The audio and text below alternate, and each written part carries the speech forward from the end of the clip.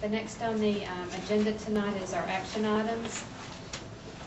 The superintendent is recommending that the board approve all personnel actions.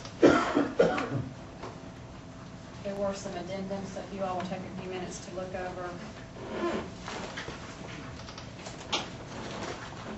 some things that were not in our package at the work session on Thursday night. I think Mary Bill's here. Do you have any questions about anything?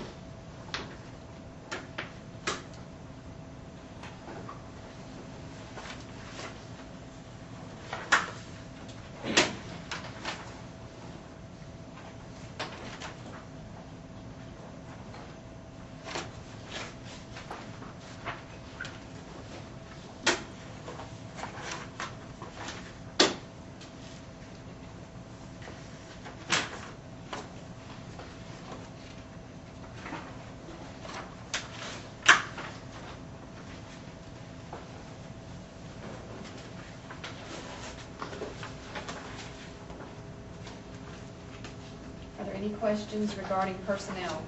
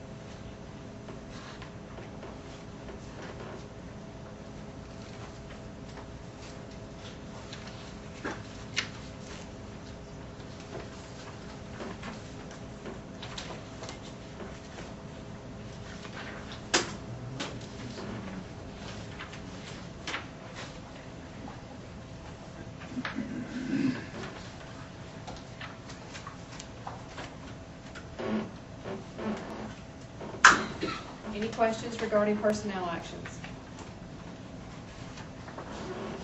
If not, do I have a motion to approve the personnel actions as recommended by the superintendent? So moved. Do I have a second? Second. Any discussion? All those in favor, please signify by saying aye. Aye. Any opposed? The personnel actions are approved.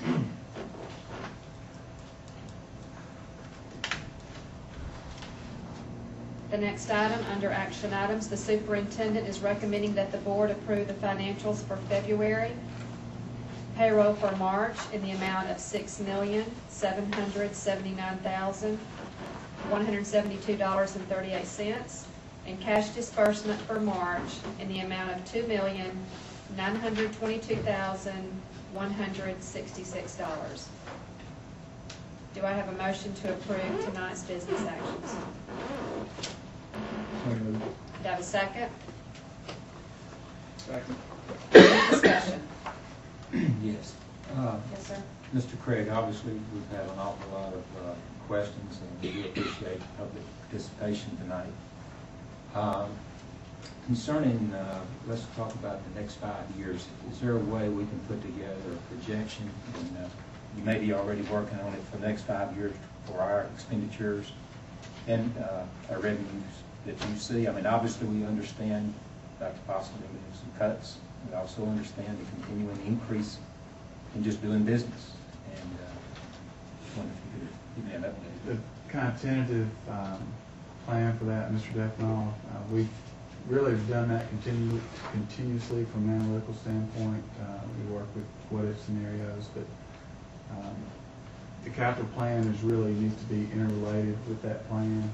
And as we talked the other night, what I would like to do is wait until we get a clear picture of what's going to come out of the legislature in terms of budget, and we'll use that as basically our baseline to extrapolate from to the future, which is what we typically do. To this point, we've extrapolated or projected from a very healthy state funding formula, and I don't think that's what we're going to see out of this legislative session. So that's kind of the tentative time frame for that. I'd be happy to do that. Okay, I think that's something that, obviously I have another month, but, if we can get that accomplished by next month, I would appreciate that. The other thing, there's been a lot of discussion concerning the 80, I guess it was 85, almost $86 million from the county 1 cent sales tax, and we are currently showing that money in debt services. Can I ask why we put the money in debt services versus in the capital? Well, that was our intent, our drawdown schedule that we gave the county with regard to those funds. We assured them that we would apply that to debt service on some time schedule. There's arbitrage regulations that interplay in there, and there are restrictions on that spin down period. It can't be, or they don't like it to be too far out. What we did to help in that situation was reimburse ourselves back to the, which they allowed us to do, reimburse ourselves back to the origin of the tax, stayed in litigation for the best I can remember, a couple of years. So we, in effect, reimbursed ourselves for past debt service.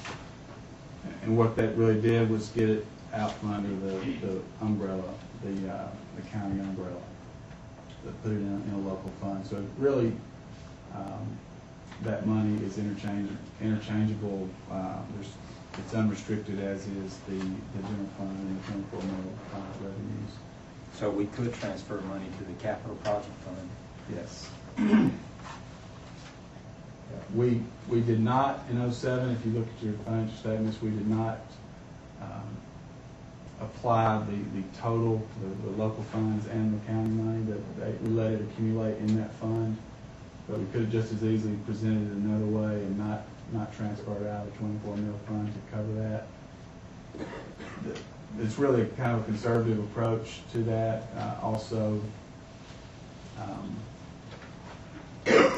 the thought was that when our capital plan was complete, and we did have that related operational plan that tied into that, then we would devise a drawdown schedule that matched the assumptions there in the capital plan and operations plan. So it's really a conservative approach to presenting that. And there's certainly a number of presentations that we could have used, but at the end of the day, those monies are unrestricted. They're just presented under the debt service fund. Are there penalties for taking that money out? Penalties for From the debt service? Like if it no, goes toward the capital projects, is there? It's an administrative decision to present it that way. I mean, obviously, we know we have several things that we are going to be looking at in the near future as far as schools, additional schools. And, and we do appreciate the city and their support that they've given us. And we, by no means, want them to think that we are flowing with money, because there are a lot of things ahead of us. And we do want to see the continued support. And we do say thanks to the city. There are, and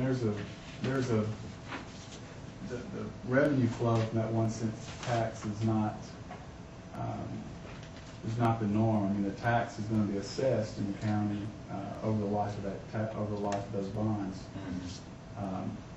In a normal or historically normal or comparable situation, that money would be assessed and distributed to the school systems within the county over the life of the tax. This was different. It's front-end loaded. You got your money up front, so and it'll come out in some of these financial models that we look at with regard to our capital plan in terms of the time frame that we will spend that down is very important, because if it's, for example, in some scenarios where that would be really condensed, and you run the risk of creating a hole out there if you spend it all up front, and there's nothing coming in behind, and you essentially run the risk of creating a big hole out there in the future.